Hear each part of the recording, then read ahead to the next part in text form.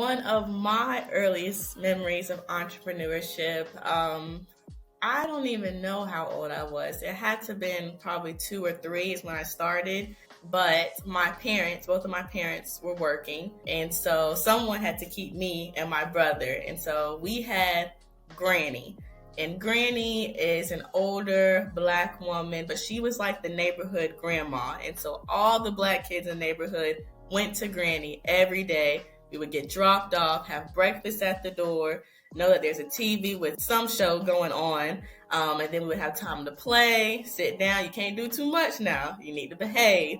And always we would get our hair done by Granny. And so I remember every day, day in and day out, and my parents worked hard. So sometimes they would, work overtime, and we would be at Granny's house until late at night, and they would just pick us up, and Granny was always welcome to say, "It's no problem, see you tomorrow." And so that was really like my third grandma outside of my parents' moms.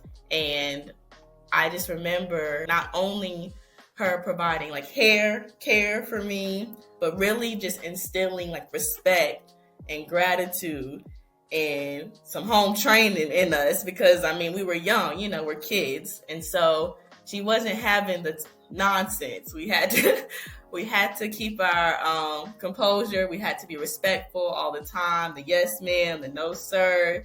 And I also remember, I believe it was on Tuesdays, Granny and Papa, which is her husband, they would always go bowling at night. And so they would tell us about their bowling league the next day.